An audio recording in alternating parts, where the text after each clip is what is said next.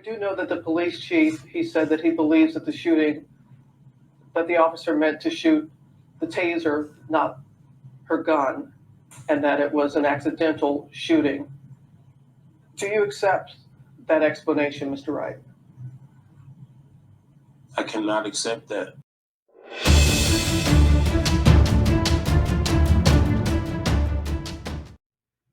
Hey, what's going on, y'all? Eric Muldrew here with Code Red Conversations. Thanks for joining me today. Before we jump into the video, if you appreciate content that helps you understand and breaks down police contacts, police uses of force, make sure you hit that like and subscribe button and that notification bell so you never miss out on any of my future content.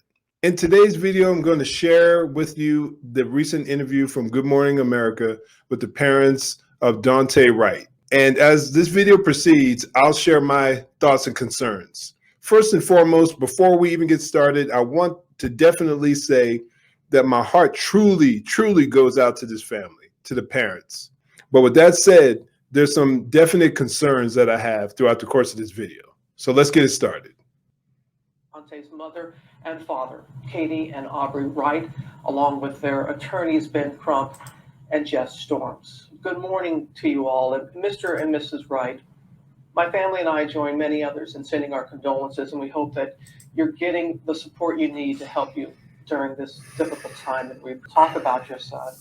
Mrs. Wright, you said that your son Daunte called you after he had been pulled over by the police. Can you please share with us what you all said to each other? He called me and he said, Mom, I've just been pulled over. I said, for what?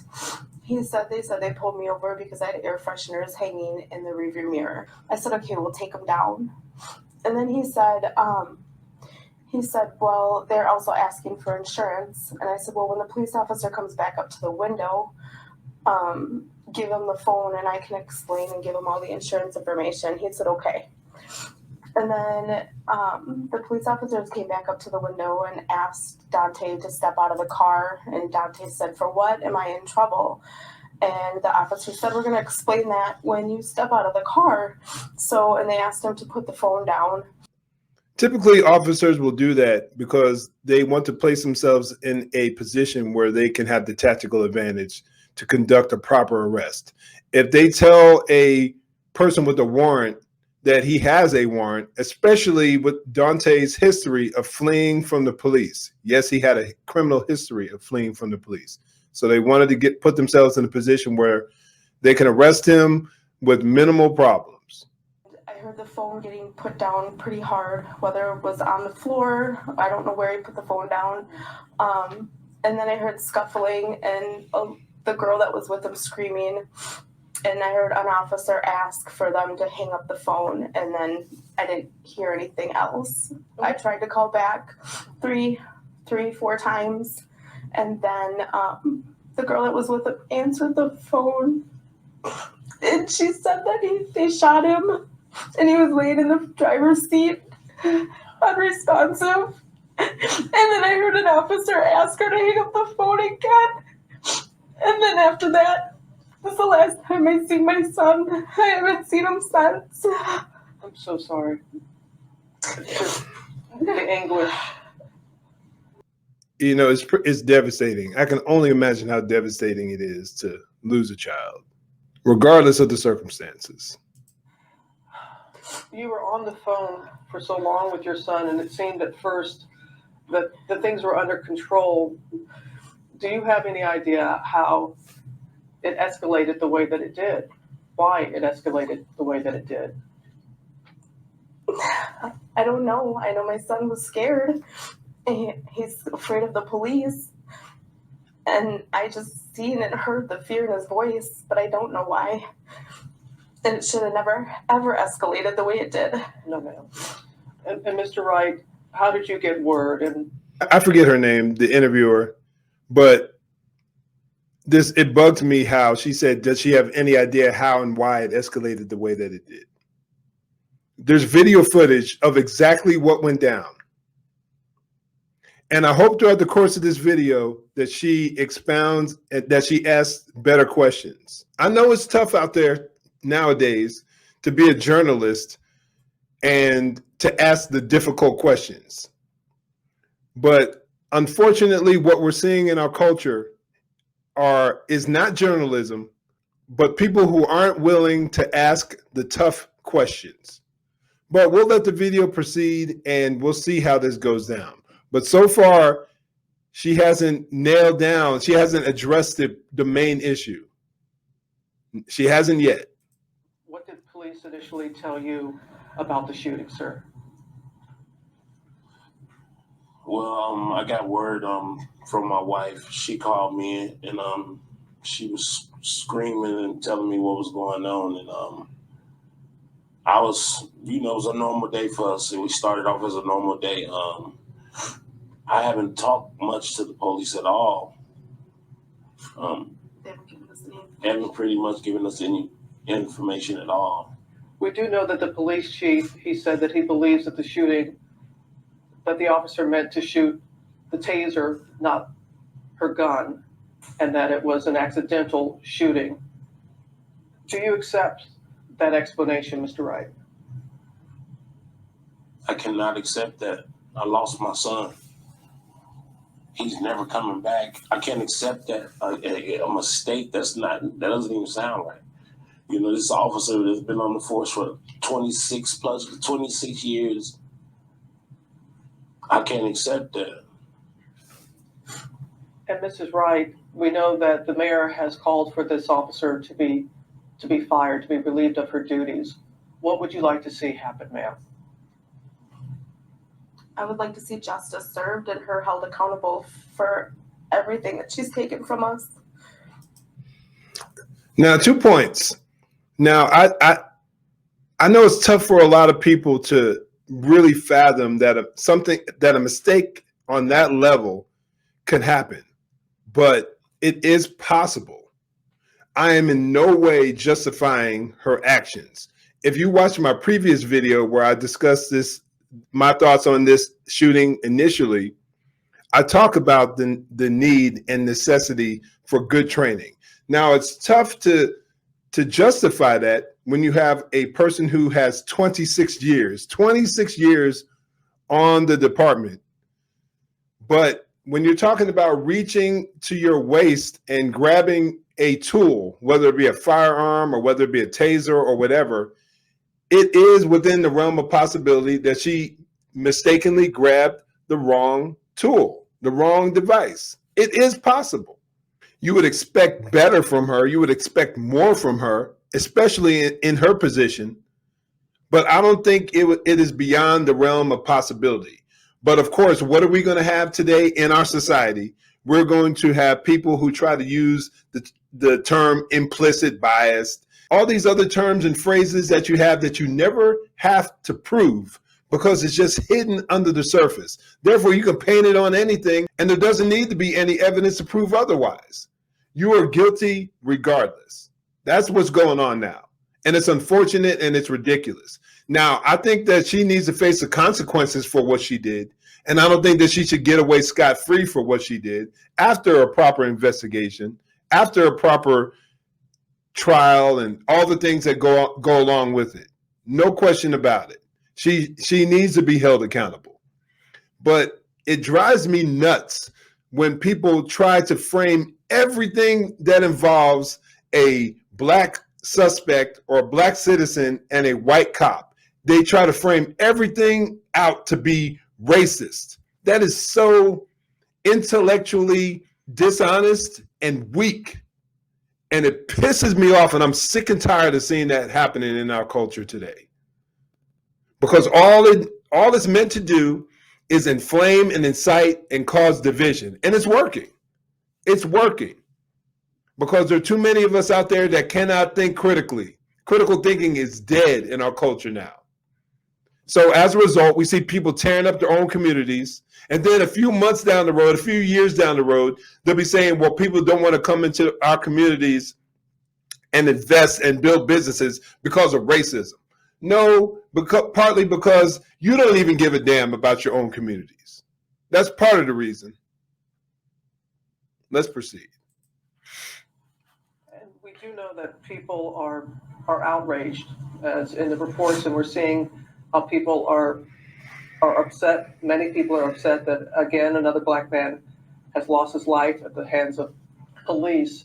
But you all have been consistent in calling for peace and calm. So, Mrs. Wright, what do you want to say to those who want to take to the streets on behalf of your son?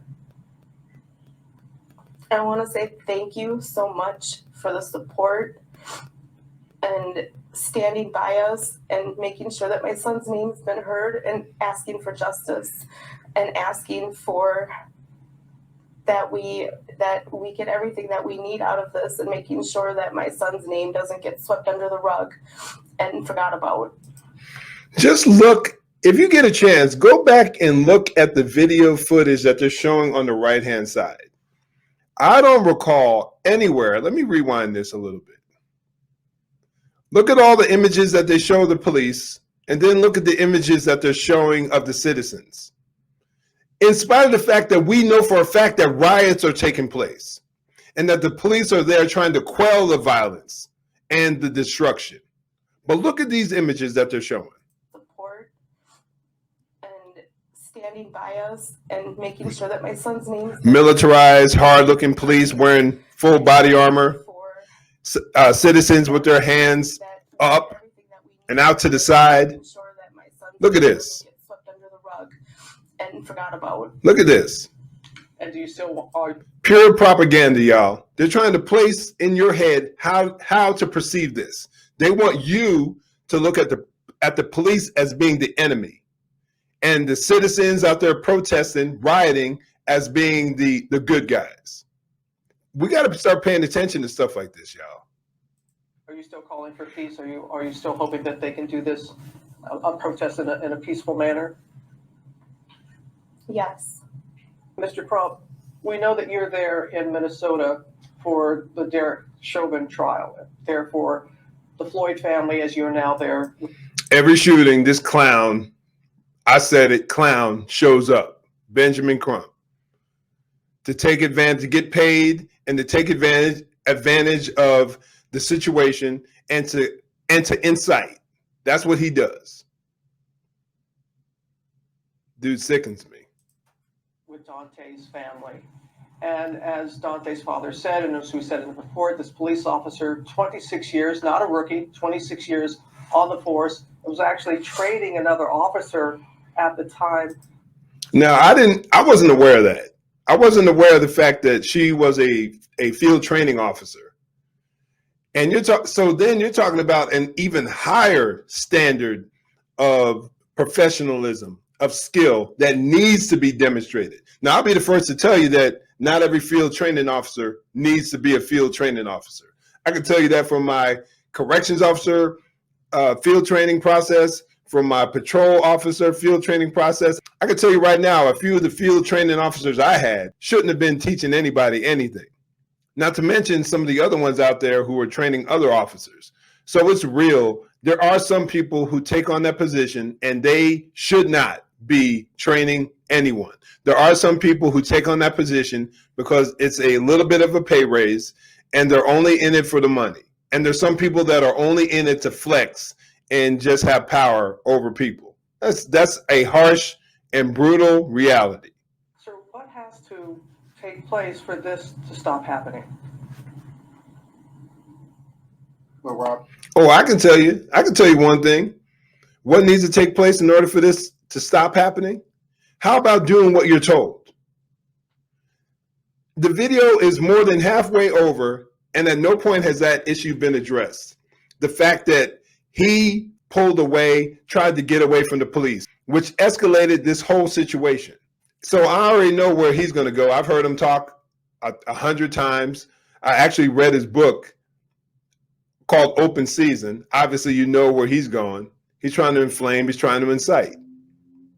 But of course, he's going to, that's, like I said, that's what he does. And of course, he's going to put all the blame back on the police, back on white America. Black folks are exempt from any level of personal responsibility. People make me sick. And until we start facing the facts of the problems within our own communities, this will continue to happen. Continue to happen.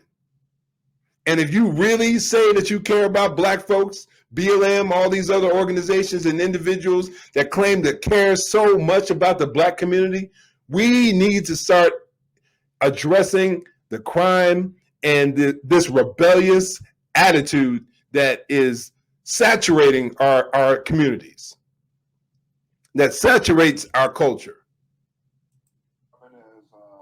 Attorney Storms and I learned last night that she was a training officer. And so it's not about training. It's about implicit bias. It's about giving the same Of course. respect and consideration to people of color that we give to white American citizens. We don't see these sort of things happening to white young people. Yes, we do. Or wait a minute, I agree. We don't see it happening, but that doesn't mean that it doesn't happen. It's just the fact that it's not reported. Because showing a Black man, a Black person shot by the police, especially a white police officer, is inflammatory for political purposes. And to continue the divide so that these people can maintain political power. Because when you really get down to it, it happens on a very infrequent basis. These people just simply magnify every time it happens. That's all you'll hear about for the next few months. And when the next one happens, that's all you hear about again. That we see happen over and over and over again to young marginalized minorities. Just stop, dude. They could have given him a ticket, given him a notice to show up. He already didn't show up to his court date for a gross misdemeanor. I think it was a possession of a firearm charge, something along those lines. He already didn't show up. He already had a history of fleeing from the police. Give him a ticket served what purpose? He needed to be arrested. Why not show up to your court date? Eliminate all this and be responsible and show up to your court date. But no, it's not his fault. He's the completely innocent victim in this whole mess. No, I'm not saying this man deserved to die. His actions set this whole situation off. His actions got the ball rolling and then opened the door up for this catastrophe to take place. But just like in George Floyd, they could have given him a ticket. They used the most force when it comes to dealing with marginalized minorities. And we can't have these two Americas, one where we treat Black Americans different from white Americans in policing. Man, I'm so sick of these people. They make it seem like cops shoot every Black man that they come in contact with.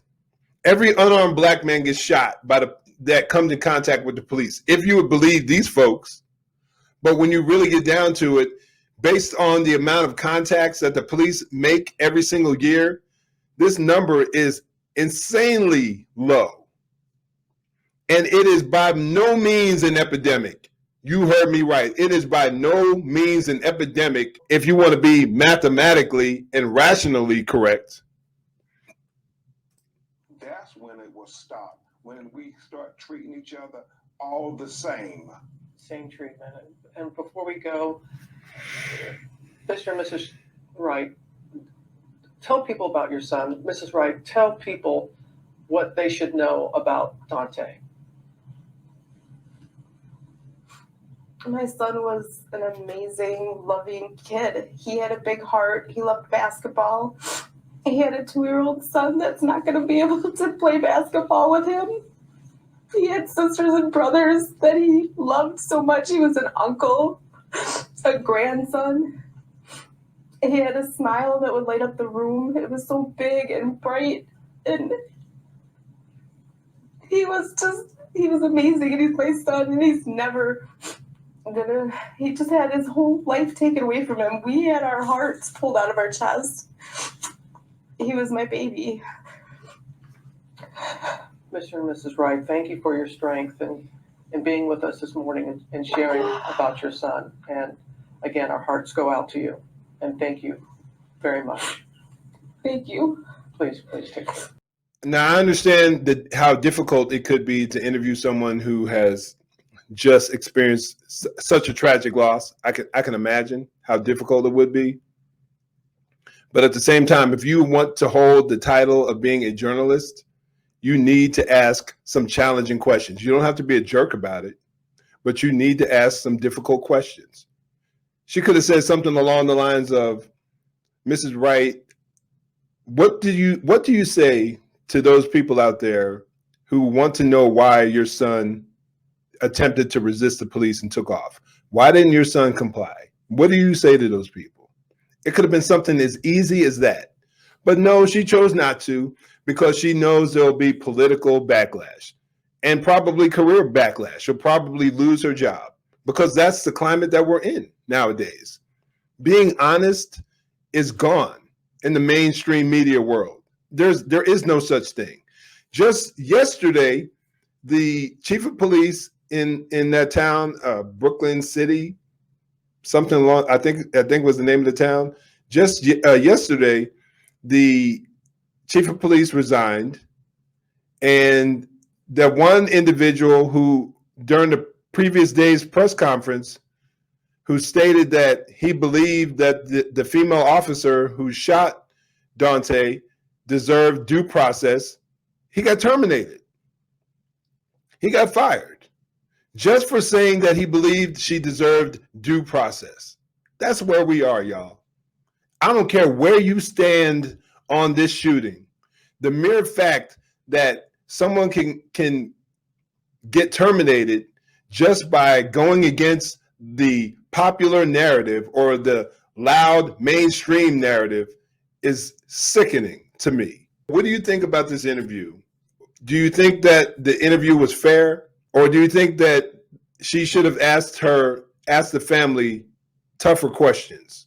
Where do you think this cultural mindset right now, this whole concept of implicit bias and critical theory and all that, where do you think that will lead us down the road? Comment down below. I greatly appreciate it. I would love to hear what you have to say. Thanks for watching. In the meantime, stay safe, God bless, and make sure you join the conversation.